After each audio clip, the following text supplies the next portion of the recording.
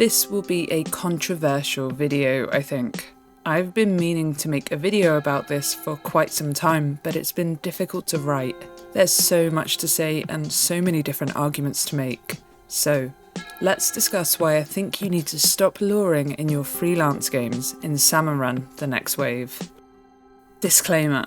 I am not telling you how to play the game. You can play it however you want. Your game, your rules, your choices. This video is me sharing my thoughts on why I think luring in freelance is overrated. I've played this game a lot, so welcome to a video essay about luring in freelance.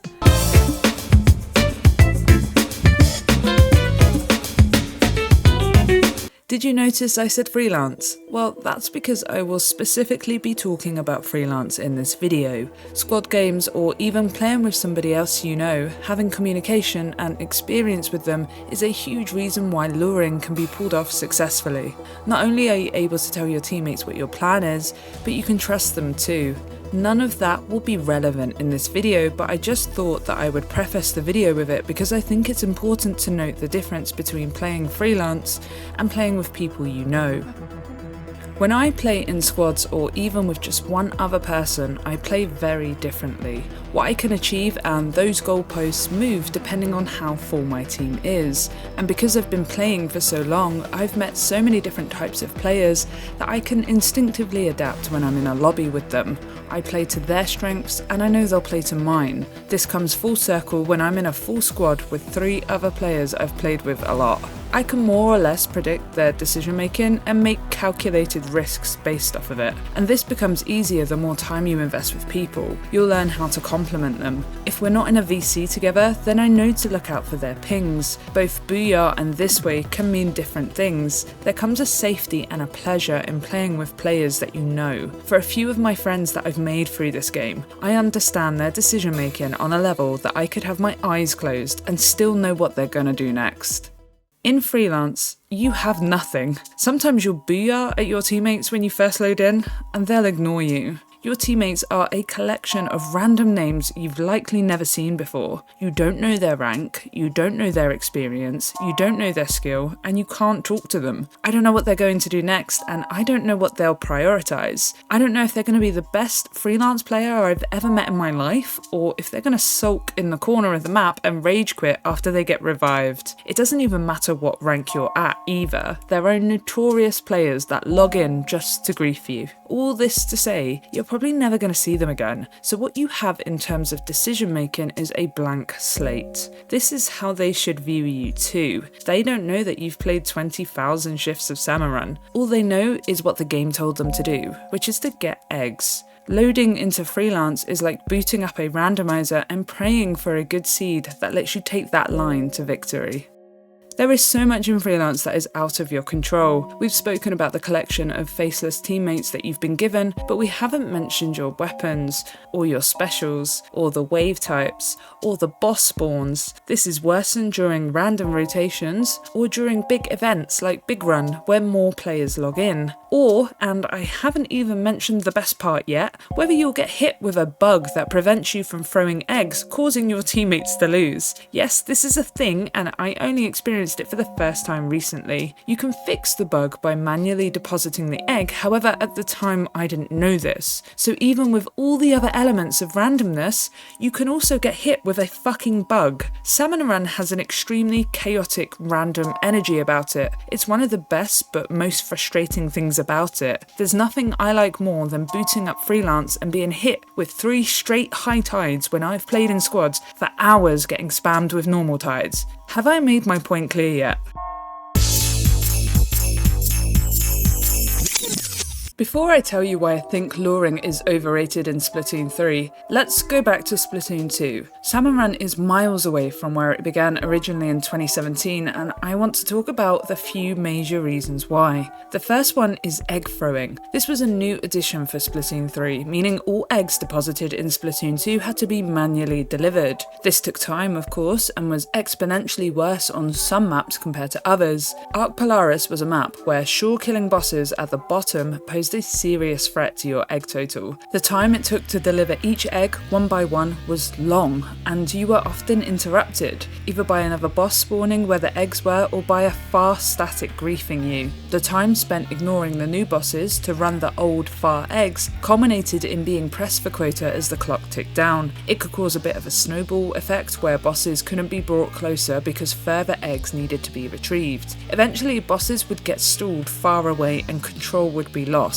This was made worse by the fact that the game encouraged this behaviour, telling you during the introduction tutorial that you should guard eggs.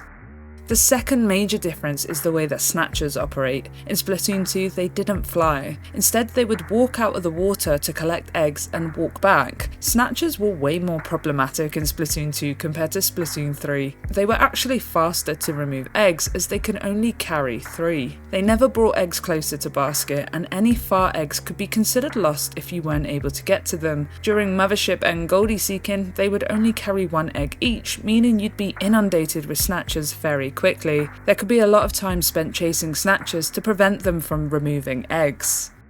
Another big change, and this one may be contentious but I felt like it was worth discussing, is the addition of egg cannons. Apart from during Grand Run, we've only ever seen big shot cannons on regular day waves that launch eggs either into the basket or close by. Nothing of this calibre existed in Splatoon 2. The big shot cannons are a bit of a problematic addition to the game in a lot of ways, but certainly it cannot be denied their usefulness at achieving higher quotas. I'll talk more about them in a bit because I want to address ways to have them help you in Freelance. So, it's fair to say that those 3 major changes, egg throwing, snatcher optimization, and the introduction of big shot cannons, have changed Salmon Run permanently. The difference between Splatoon 2 and 3 is so vast that in my opinion it's hard to even consider them the same game type. I haven't even mentioned the different night waves, the tech and change in mechanics like Squid Roll and Squid Surge, the higher difficulty, the kings, the events. There was so much that was added to flesh out Salmon Run that I think clinging to the unspoken rules of Splatoon 2 is actually doing you a disservice. And here's where we talk about the elephant in the room: luring. If you're playing a game that has no ability to throw eggs, and no enemies that fetch far eggs for you, and no cannons that launch eggs towards basket, then don't you think luring makes sense? In Splatoon 2, luring was often the best strategy for getting more eggs simply because there was no other strategy. So in a game that has many different ways to get eggs back to the basket, why would you insist upon using outdated strats? Splatoon 2 was also so much easier in a lot of different ways, from the lower hazards and the less scary lessers. The game also had a lot less restrictive enemies, and you never saw quotas of more than 25. Again, luring makes sense here, and was often manageable with a dedicated squad or even in Freelance if your team understood the assignment. But in Splatoon 3, I just think the risk versus benefit is so small that opting to give up control so 1 extra still ill, for example, can be brought closer to basket is giving yourself an extra element of risk. My biggest problem with luring in Freelance is the inactivity that it breeds. What are you doing when you're luring? Often nothing. I see so many inexperienced players standing at baskets spamming this way and just doing nothing else. What do you mean that in a game where you only have 100 seconds to win, you're going to spend a considerable portion of that time doing nothing? Do you realise how bizarre and self-defeating that sounds? When you stand around doing nothing, you're giving the enemy a huge time, space and power advantage over you. You're letting those spawns build up. Are you really that confident that you and those 3 faceless people you don't know are going to be able to coordinate taking back control from the enemies? You know, the players called Captain Astro, Milana and Dude. Do you really trust these guys? Or how about this guy? Because that is the main crux of my argument here. You lose so much control when you don't keep spawns in check, and you're risking a lot to let that happen. My thought process with this isn't black and white. There are times I will lure stuff and other times I won't. It varies and it cannot be surmised with a quick, clear answer. Like other aspects of Salmon Run, you will make the wrong decision, but you'll learn from that. Sometimes you'll underestimate your teammates, and sometimes you'll overestimate them. You can't tell how good they are. That's kind of the whole point of Freelance. You're thrown into a lobby with 3 other players, and all of you need to somehow work together to pass. Luring obsessively wastes time, and you're often being too passive when doing so. For me, I believe proactivity yields consistently better outcomes, even if my lobby doesn't seem to get it. So if you see your teammates not luring, instead of wasting time and trying to get them to come back, go help them. Now, I appreciate that a one-person army can't keep spawns under control by themselves, so here's where I talk about adapting to the current situation. Unless you have an overpowered weapon that is self-sufficient and you're confident you can slay extremely well and run those eggs back to basket, you might find your team is reluctant to help you, instead choosing to punish you by standing at the basket and shrugging their shoulders and being like, well, we all wanted to lure.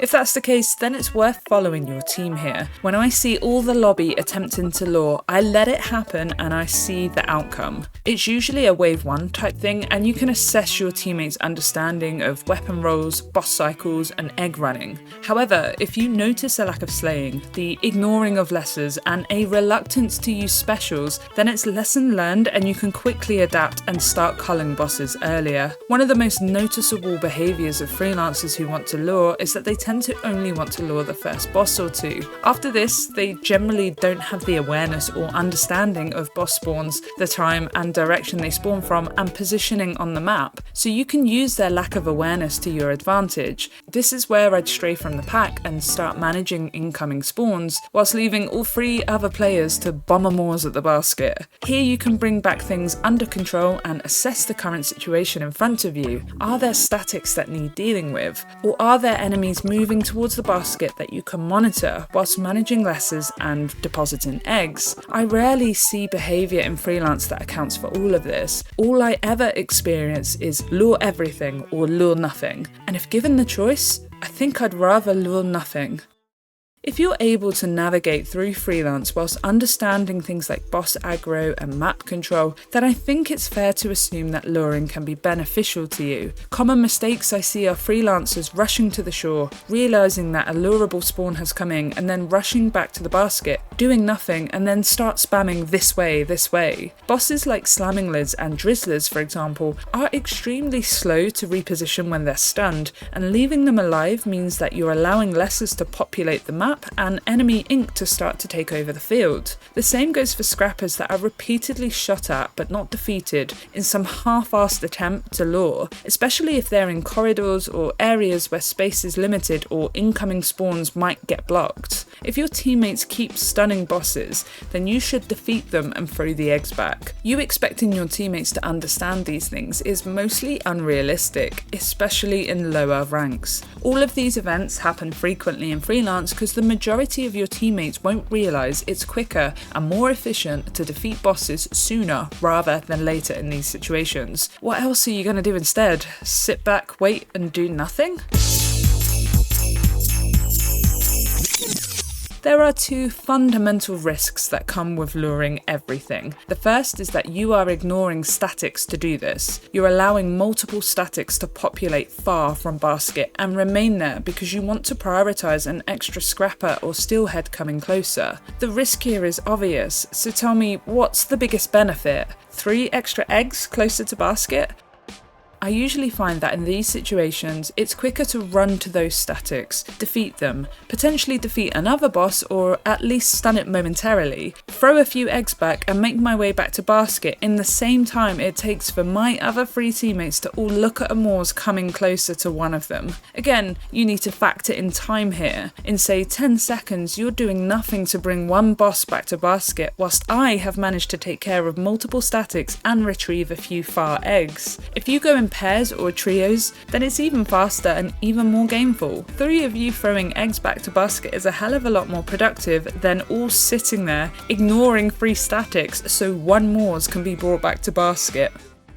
The other bigger risk is overluring. This is usually the case on high tides or maps that have small areas around baskets, like Jamming Salmon Junction or Maruna's Bay. With little room to move and no exit paths, where are you going to retreat when all the bosses move in on you? Are you confident that your teammates know how to use their range, ink, and specials effectively? Are you confident they're going to help with turf, lesser control, and keeping up space with newer spawns? Because truthfully, this just isn't the case. Luring everything to the point of being crushed between enemies is an instant GG's, and this footage here from a recent Maruna's Bay rotation is a perfect example. You'll run into players like this, whose inactivity causes you to wipe as they simply refuse to lessen the severity of enemies coming closer to you. When you overlure, you risk your safety, and of course you risk the control you have. What control do you have if you can't stay alive? In a game that forces so much randomness on you, why would you give yourself another hurdle to overcome? And you know, I haven't even spoken about weapons here, but it's even worse if you're not a fast, mobile, ink-efficient or self-sufficient weapon. What do you think you're going to achieve as a Hydra player or a Dynamo when you don't have the space to move and have several statics chasing you down? You're just setting yourself up to fail. A lot of discussion I see from people about Salmon Run is that you should do things this way and that the outcome will always be the same, but I strongly disagree and think adaptability is the biggest skill you could ever learn to help benefit you in freelance. Like we've spoken about already, you can't control a lot in Salmon Run, but what you can control is how you react. Reacting negatively to inexperienced players does you no favours. Reacting badly when your teammates don't want to lure or they want to camp the big shot cannon doesn't help you. The only thing you can control here is how to win the game. And yes, I know, sometimes it really isn't possible, but adapting to the teammates that you have and trying to fill the roles that they won't will often result in wins, regardless if the stats say you did less. There are games where I genuinely do nothing but stay at the basket, because what's the point of 4 players killing 1 stinger? Who's going to manage the next spawns? Who's going to deposit the eggs? It's very clear that some players can only do one thing at a time. You will often run into players that want to kill everything or kill nothing. There's nothing you can do here except cover their weaknesses. And maybe it's controversial to speak about other players in that regard, but it's so blatantly obvious when players tunnel vision one objective. It's really unhelpful. But, and hear me out here, they aren't going to change because you're spamming this way or trying to teach them a lesson without being able to communicate with them. Like I've mentioned before, there's nothing you can do about them, so concentrate on what you can do to flesh out the team. I think it would be remiss of me if I didn't talk about situational luring in freelance, because even though the point of this video is to give you a different way to view freelance, I know I will get comments telling me that it's safe to lure bosses like Moors and Scrappers, which of course is true. Situational luring in freelance is absolutely fine and something I do myself, and I'd encourage it wherever possible because obviously it is easier and it is quicker to have eggs closer to basket when needing to deposit them. Bosses that almost all weapons can individually manage, Moors and Scrappers, are fine to lure often. They are easy to manage and are extremely low risk. They have quick movement and their attack cycles are fast, meaning that you're not waiting a long time after stunning or stalling them. They're also passive enough that you can let them hang around for a while whilst you do other tasks. The point I want to make here is to recognise when you're able to do this or when you can't do this. Allowing space-restrictive bosses like Steel Eels and Steelheads to live longer than needed is detrimental to your team. Moors? Not so much. Do you see the points I'm making here? I talk more about this in my boss management videos, but being able to weigh up which bosses need to go first versus which ones can be left alive a little longer is a good skill to harness. Anybody wanting to lure Steel Eels, for example, should be ignored, and I'd encourage you to never let more than one of them close to the basket, as you will quickly realise you've made a mistake.